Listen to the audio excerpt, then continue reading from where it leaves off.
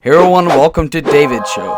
I'm your host David, and in today's video, I want to talk about one of my favorite comic runs, and what I've read so far, so you could call this a retrospective. This is The Amazing Spider-Man by Nick Spencer and Ryan Ottley. Let's just start with the story, right? Nick Spencer really flashes out Peter and brings him back to his roots, which is fantastic after what Dan Slott did to the character. Although, to be fair, he did a good job on certain things, especially Superior Spider-Man. Anyway, the roots, right? Peter is back to being a jobless loser who goes to school, tries his best to live up to the mantra of with great power comes great responsibility. Now we start with Peter being reunited with Randy Robertson, and they're looking for a house to rent. See? Classic roots! And the big twist, they get a third guy to rent with them. You know, less money to pay for each. Turns out, he's a villain called Boomerang, or Fred Myers. Next up, Peter has to fight Black Ant and Taskmaster while in class. Now the backstory for them is they are getting animal-themed heroes or villains for Kraven, since he has a big plan. This, I think, is brilliant.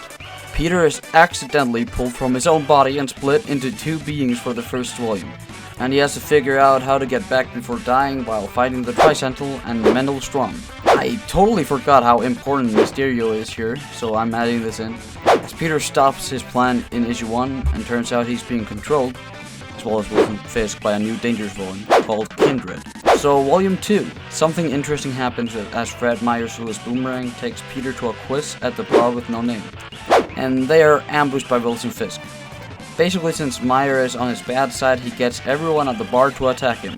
This is really fun. For the rest of Volume 2, Peter helps Black Cat and the Avengers to stop the Thieves Guild, whose new plan was to steal weapons and gadgets from superheroes.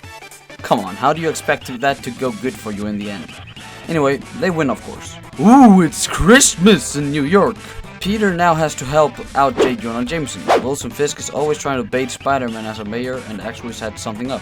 J. Jonah Jameson and Spidey next to each other with Fisk. Yeah, well, before that happened, Peter and Jameson are challenged by the Enforcers, Scorpion, and the Big Man. Well, the son of the Big Man, and he is back in a huge robot. We also get the setup for the Hunted arc, featuring Kraven fully here. We see what Taskmaster and Black Ant are really up to as they go after Rhino and capture him. The Lizard's son goes away and is captured as well. Kraven next meets up with Arcade and basically gets a shield and base in Central Park. Fuck, I'm gonna have trouble here.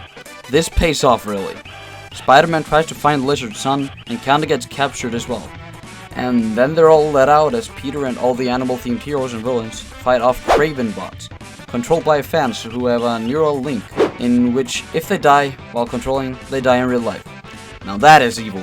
Peter gets to know that through Black Ant and goes after Kraven. This gets personal as you don't get the usual quips. So Peter of course wins. Everyone is set free and yeah, amazing. So in volume 5 we really get to know Kindred a tiny bit more. Not too much. Spencer really likes to keep us waiting.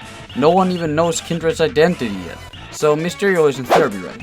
Kindred ruins it. Kindred starts hunting Spidey's dreams as well. Next up, Electro ruins a show Mary Jane is at, and her along with Bradley Cooper stop Electro, who by the way is a lady now in case no one knew. And then Spidey and Boomerang get attacked by the Sinister Syndicate, all-female team.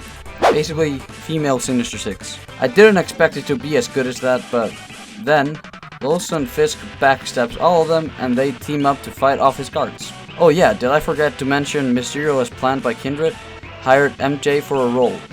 This can't go well. So you can probably tell I love the plot they've cooked up. The new villain is fresh and exciting.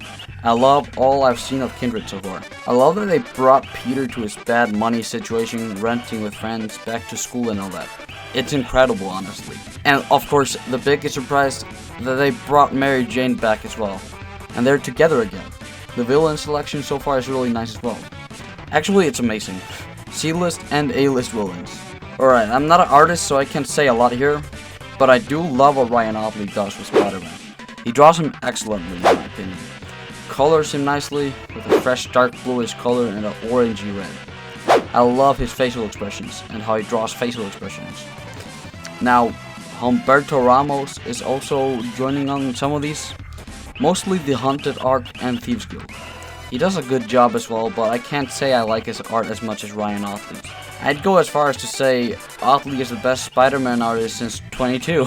There's not much to say since I haven't read the entire run, but I'll make sure to do a part 2 as soon as I read more of it. If you like this type of retrospective video, please do let me know and I'll do more of them, for more comic runs. I think this is how I plan to review comics, but in total so far, I do highly recommend this run for both new and longtime Spidey fans, as it is a decent jumping on point.